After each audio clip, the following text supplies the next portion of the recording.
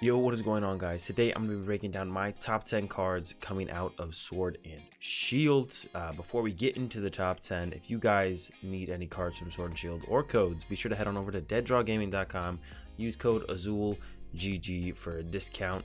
Let's go ahead, let's get into it. Up at number 10, I do have Aurora Energy, and while I do think it is a powerful card, it's not really filling a void that we have right now, because we do have Rainbow Energy in the format, so we do already kind of have a card that does basically the same thing Aurora Energy does, just the cost of the card is a little bit different. With Rainbow Energy, we take 10 damage. With Aurora Energy, we discard a card from our hand. So I do think Aurora Energy is actually a little bit more powerful, and the utility through being able to discard a card when we put it into play definitely can be utilized more than taking 10 damage counters from a Rainbow Energy. There's very few situations where we don't want to be able to have the chance to discard more cards from our hand in the Pokemon trading card game, now that we don't have Ultra Ball in the format anymore. Back when we had Ultra Ball, you could sometimes get into situations where you're like, man, I keep discarding too many cards.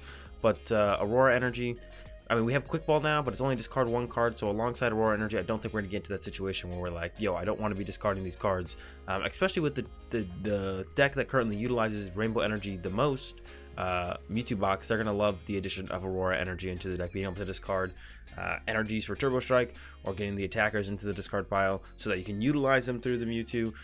Yeah, Aurora Energy, super powerful card. But yeah, like I said, it's not really filling a void that we're missing. We still have Rainbow Energy, so doing something a little bit different than Rainbow Energy, but it's basically another take on Rainbow Energy.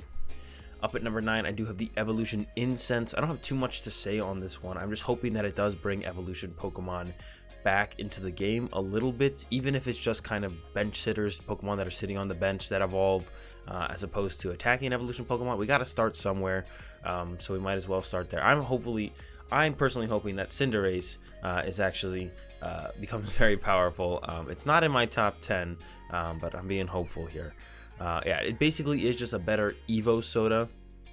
Evo Soda said that we can evolve one of our Pokemon in play through our deck, but we have to have something in play that can evolve, and that can evolve on that turn. And if we don't, we can't play Evo Soda. Evolution Instance, we just search our deck for an evolution card and put it into our hand. So it's basically a more flexible, more aggressive, more easier to utilize Evo Soda Evolution Instances. So yeah, just kind of an upgrade on Evo Soda overall. I hope it brings Evolution back into the format at least a little bit.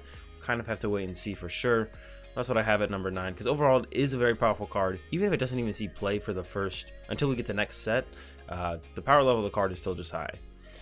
Up at number 8, I do have the Keldeo V, which I think is probably the better partner. I actually don't have Lapras VMAX in my top 10, because I think Keldeo V is the better partner for the Frostmoth, which is coming up in a couple cards. Because it's not a stage 1 and it doesn't give up 3 prize cards, but they're both weak to lightning. So the biggest thing, I guess this one I'm thinking a little bit ahead in terms of what the meta will be. They're both weak to lightning. I think Pikarom will be fairly good in the new meta to come with Sword and Shield. So I'm kind of thinking a little bit ahead on this one and being like, well, if we're giving up prize cards to Pikarom no matter what, I'd rather give up 2 than 3. Even if we get the plus HP, we're still probably getting one shot by a Pikarom, and the plus 40 damage doesn't make up for giving them an extra prize card and having to wait a turn to evolve. Maybe a split will be the way it goes. Maybe you play like 2 Keldeo and a 2/2 Lapras VMAX, because maybe the Lapras in some matchups gets the job done and some others it doesn't. So maybe you still play some Lapras VMAX, right? Don't know for sure yet. For right now, I know I like the Keldeo, and I think it'll probably be the best partner for Frostmoth. And the question really is just going to become whether or not Frostmoth is good. So I got Keldeo VMAX up here at number 8. Very powerful card. Of course, only when comboed with Frostmoth. It can't really do too much on its own, but Frostmoth is going to exist. So that's why we got Keldeo up here. Number 7, I do have Dark Patch 3.0, aka Metal Saucer. We've had the Dark Patch, we've had the Aqua Patch, now we got the Metal Patch. Who knows if they'll keep going. We'll get the Fire Patch, the Scratch Patch, and so on. Currently, we're on the Metal Patch, and it's just a really good card. It's always been a really good card. Dark Patch was obviously insanely powerful. Aqua Patch had its moments and was definitely a strong card. Now we're on to the Metal Patch, and with the support of good metal Pokemon coming out in this set, we got like the Zacian V, the Zamanatana, whatever one, the other dog that is a Shield V coming out. There's some good metal Pokemon for this thing to work with, specifically Zacian. So I definitely expect this to see a lot of play, obviously in Zacian V decks. Yeah, we'll see how it works for sure, but I expect this card, I mean, the card is just super powerful, and I expect it to be played in some kind of tier 1 Zacian V deck. We'll just have to see which is the best way to play Zacian V once the set comes out. For number 6, I do have this Encino with the not trade ability. Same ability that Zoroark had. However, Encino, still stage 1, but way less HP and a way worse attack. So thankfully, it is not going to be an exact Zoroark reprint, but it does offer us some consistency and draw power through abilities that we can kind of throw into a lot of decks. We currently have Pidgey. Pidgey doesn't get the job done in every deck, though. You kind of have to have a lot of Pidgeys in play to be able to really get the full effect out of Pidgey.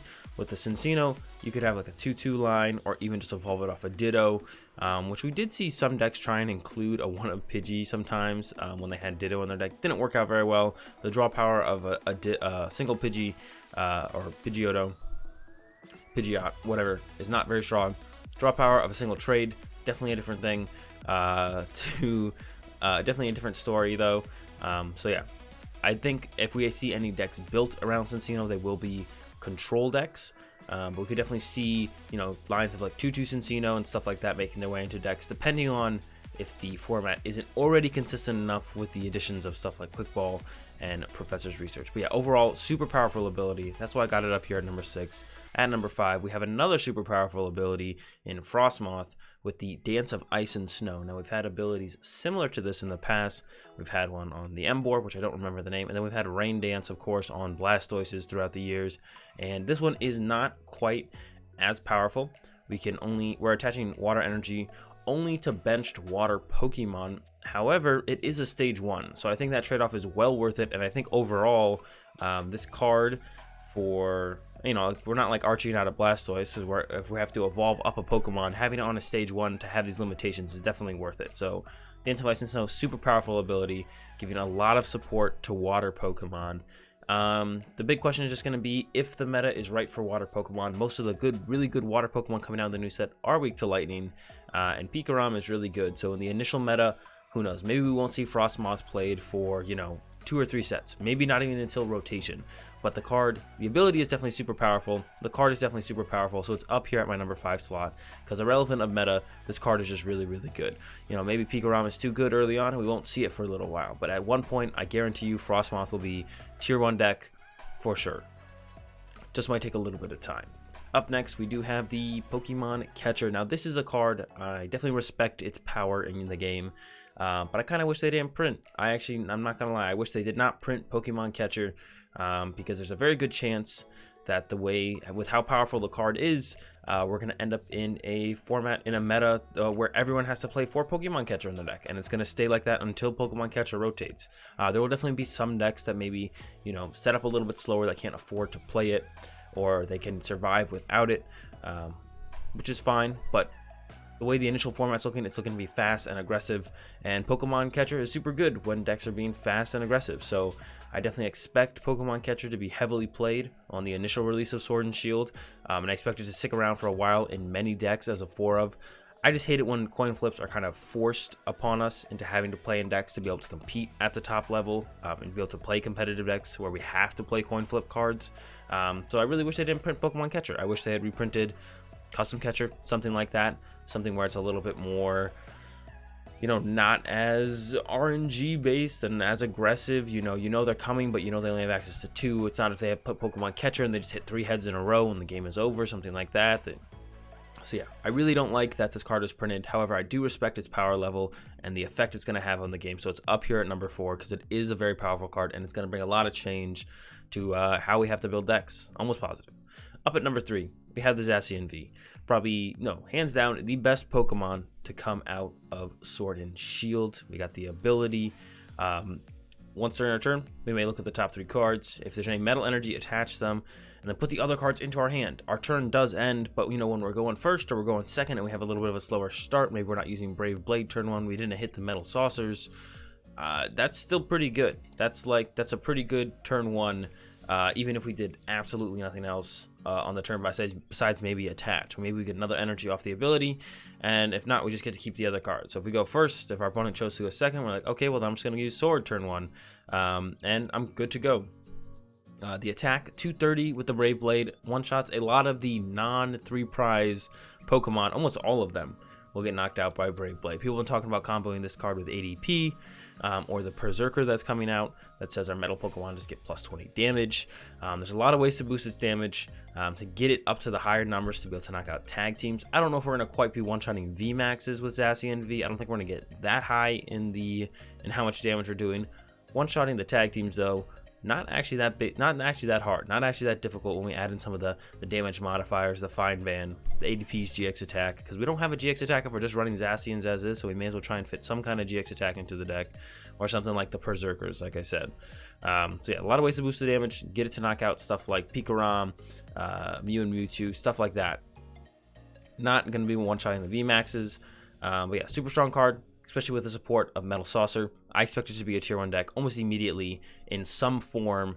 There's going to be a deck with 2 to 3 Zacian V that is tier 1, maybe tier S, once Sword and Shield releases. Up next, we got the Professor's Research at number 2. Discard our hand, draw 7 cards. This looks familiar. We've seen this before. It's going to be very good. It was the best draw supporter in previous releases as Professor Sycamore and Professor Juniper. Now it's Professor's Research, Professor Magnolia, and we're going to see the same thing. It's going to be a 4 of in almost all decks. I don't see a reason why it wouldn't be.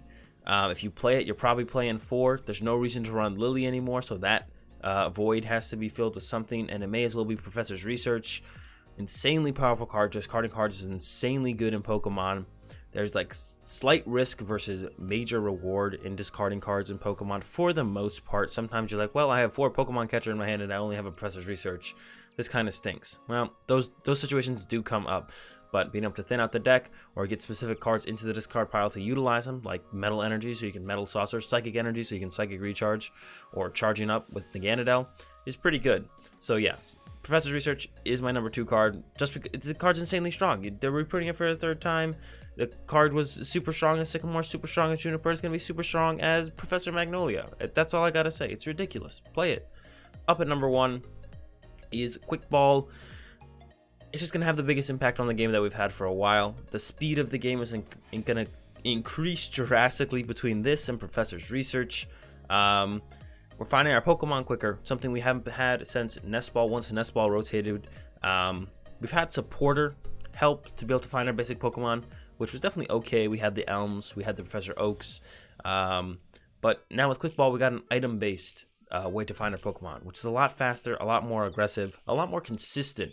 And I definitely think Quick Ball is a card for the better, whereas I'm a little skeptical on Catcher and Professor's Magnolia, Professor's Research being for the better. I think Quick Ball is for the better. I think it'll up the consistency of the game, allow people to more consistently execute their strategies, which is always a good thing in competition. You don't want it to be a massive coin flip every time you walk into a game, irrelevant of matchup, irrelevant of how consistent you made your deck. You're sort of just like, well, I hope I draw really, really well, because I just can't pull off my game plans consistently. With the Quick Ball, it's going to be a lot easier to execute game strategies and game plans, which is going to be great for the game.